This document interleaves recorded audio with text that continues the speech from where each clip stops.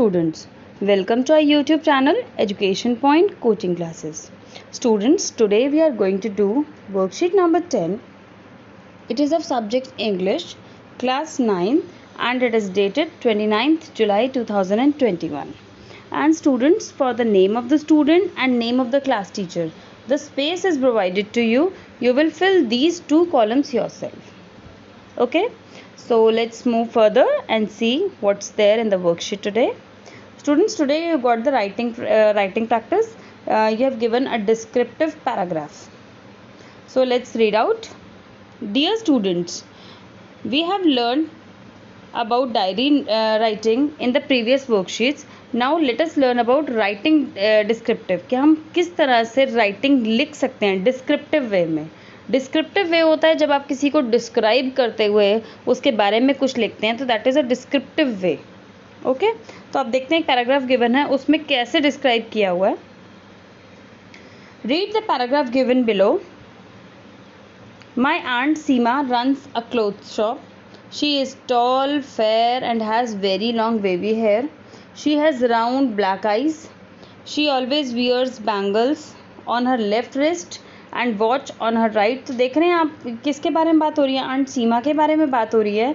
और उनको किस तरह से डिस्क्राइब किया गया है कि वो टॉल हैं, फेयर हैं और वेवी हेयर है. तो आपने उनको इस तरह से डिस्क्राइब किया है कि आप उनको अपने माइंड में ये वर्ड्स यूज़ करके आप उनको इमेजिन कर सकते हो कि वो कैसी है.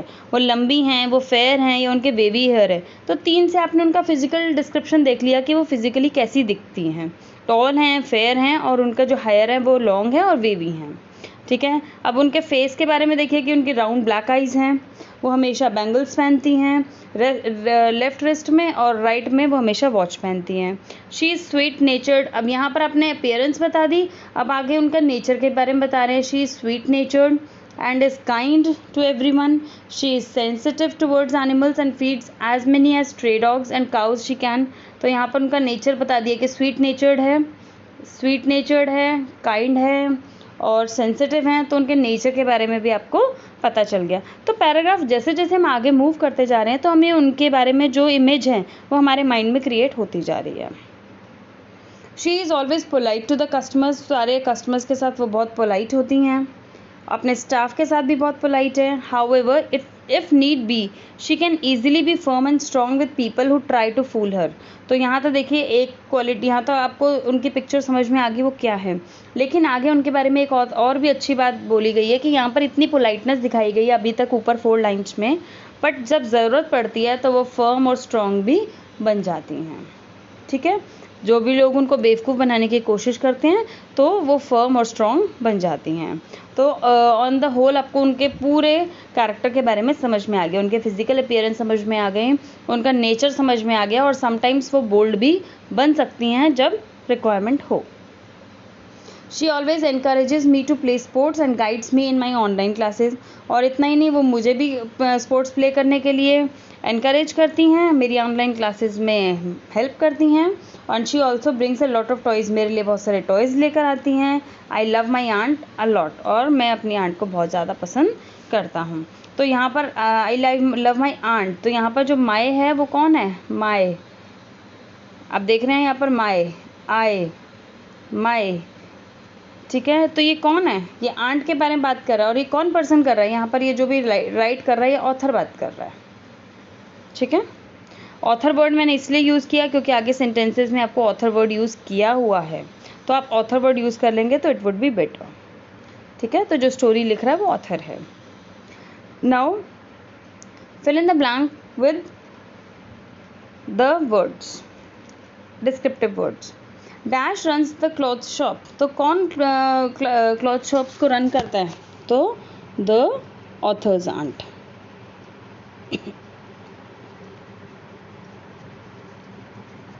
Okay. Second, her eyes are. उसकी आईज कैसी हैं आंट की? Round and black. क्लियर.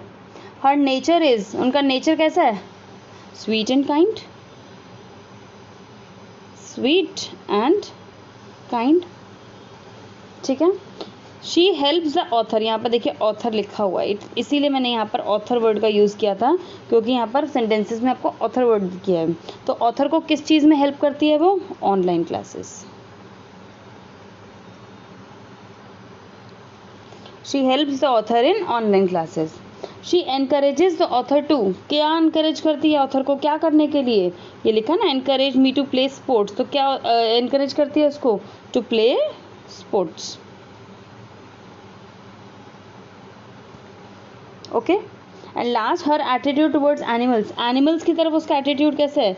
देखो यहाँ पर लिखा है she is sensitive towards animals, तो एनिमल्स की तरफ उसका एटीट्यूड कैसा है? सेंसिटिव। क्लियर?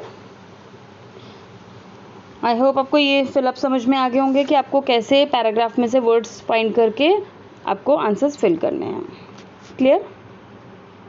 चलिए आगे बढ़ते हैं। आगे आपको वर्कशीट में दिया है कि आपको जब भी आप पैराग्राफ यूज़ करते हैं या बनाते हैं तो कैसे वर्ड्स आपको यूज़ करने चाहिए। अगर किसी की फिजिकल अपीयरेंस को आप डिस्क्राइब कर रहे हैं तो आप क्या क्या वर्ड यूज़ कर सकते हैं? Brown eyes, straight nose, large mouth, thin lips, small ears, plump, well build, husky, frail, sturdy, young. तो ऐसे वर्ड्स मीन सामने वाले के पर्सन की फिजिक को देखकर आप बता सकते हैं कि उसका फिजिकल अपीयरेंस कैसा है। तो ये बहुत ही अच्छे वर्ड्स दिए हैं, आप इनको कॉपी में ज़रूर नोट कीजिएगा और अपने पैराग्राफ में इनको यूज़ करें। ठीक है। नेक्स्ट, किसी की पर्सनालिटी को हमें बताना है तो हम पर्सनालिटी, जैसे हमने इसमें इस ऊपर हमने कैसे बात की थी? सेंसिटिव बात की, हमने स्वीट एंड काइंड की बात की आंट के बारे में। तो हम पर्सनालिटी बतानी है तो हम पर्सनालिटी के लिए affectionate, amiable, courageous, healthy, stout, charming, bright, creative, dynamic, ऐसे वर्ड्स यूज़ कर सकते हैं जो सामने वाले के कैरेक्टरिस्टिक को सूट करें। ओके। फीलिंग्स एंड इमोशंस, और किसी की फीलिंग्स बतानी है तो फीलिंग्स के लिए हम क्या वर्ड्स यूज़ करते हैं? Angry, board, excited, witty, thankful, cheerful, good नेचर्ड, proud, faithful, confident. तो ऐसे वर्ड्स हम फीलिंग्स और इमोशंस के लिए यूज़ करते हैं। ठीक है। तो अब आई गेस आपको जब किसी को डिस्क्राइब करना, आप इजीली डिस्क्राइब कर सकते हो। उसकी फिजिकल अपीयरेंस आपको दिख रही है, जैसे गर्ल है तो गर्ल की फिजिकल अपीयरेंस है, तो जैसे आप इसमें बता सकते हो कि उसने ग्लासेस पहने हुए हैं। ठीक है। और वो बहुत ही स्लिम है तो आप इसमें पतले होने के लिए आप स्लिम यूज़ कर सकते हो। ठीक है।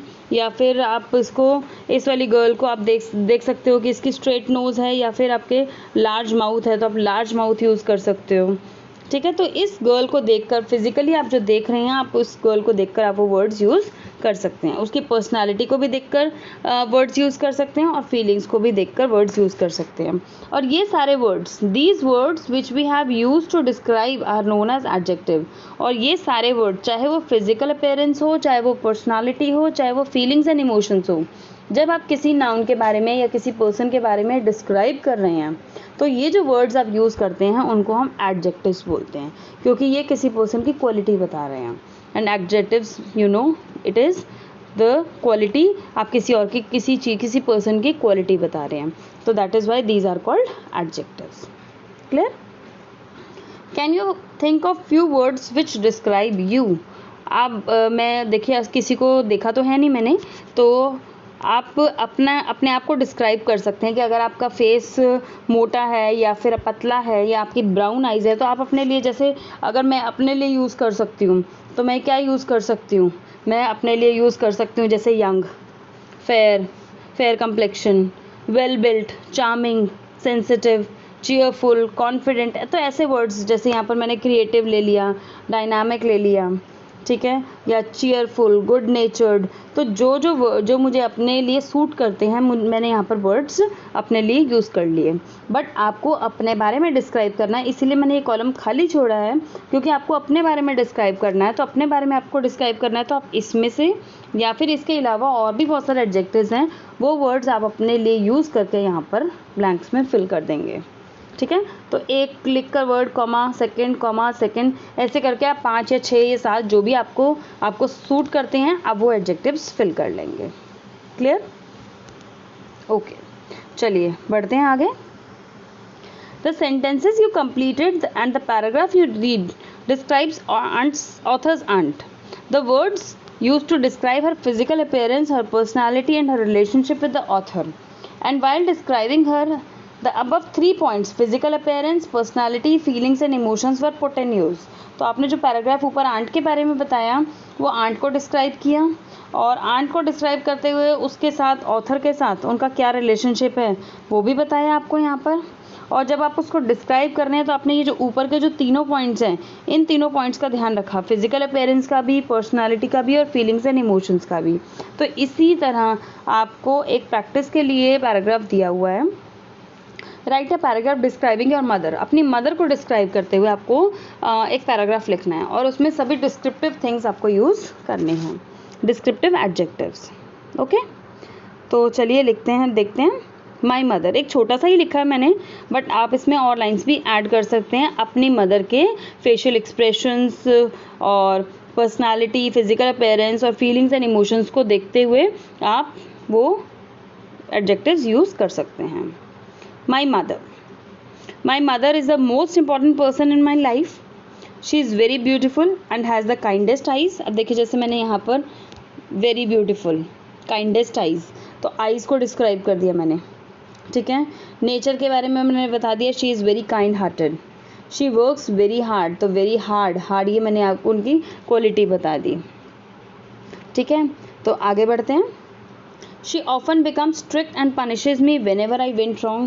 ये आपको आंट के बारे में बताया था कि वो बहुत स्ट्रॉन्ग एंड स्टिफ हो जाती है, तो मैंने यहाँ पर लिखा she often becomes strict and punishes me whenever I went wrong. जब भी मैं कभी गलत होती हूँ तो मेरी जो मदर है वो बहुत स्ट्रिक्ट हो जाती है और मुझे पनिश भी करती हैं। She gets up early in the morning and prepares delicious meal for everyone. मेरी मदर जल्दी उठ जाती हैं और सबके लिए डिलीशियस मील जो है वो बनाती हैं। She takes care of the needs of everyone, सभी की ज़रूरतों का वो ध्यान रखती हैं, ठीक है। शी टॉक्स पोलाइटली सबसे बात करती हैं। She teaches me at home and helps me in my online classes, कि घर में मुझे वही पढ़ाती हैं और मेरी ऑनलाइन क्लासेस में भी वो मुझे हेल्प करती हैं। She also encourages me to move forward, और हर एक फील्ड में मुझे एनकरेज करती हैं ताकि मैं आगे रहूँ। I am very happy to have her in my life, और मैं बहुत खुश हूँ कि मुझे गॉड ने एज अ गिफ्ट इतनी अच्छी मदर दी हैं, ठीक है। तो आप इसके अलावा भी आपको कोई भी डिस्क्रिप्टिव एडजेक्टिव यूज़ करना हो तो आप कर सकते हैं, ठीक है। तो इसमें लाइंस ऐड भी कर सकते हैं। अगर आपको ये नहीं लिखना तो आप अपने वर्ड्स में भी और एडजेक्टिव्स के साथ यूज़ कर सकते हैं, ठीक है। आई होप आपको ये छोटी सी जो है एडजेक्टिव्स के बारे में समझ में आ गई होगी कि किस तरह से आपको एडजेक्टिव्स यूज़ करने हैं, किस तरह से आपको एडजेक्टिव्स यूज़ करके एक डिस्क्रिप्टिव पैराग्राफ बनाना है, ठीक है। और इस वीडियो को बेटा लाइक, शेयर एंड सब्सक्राइब ज़रूर करिए। चलो मिलते हैं नेक्स्ट वीडियो में। Till then bye bye students.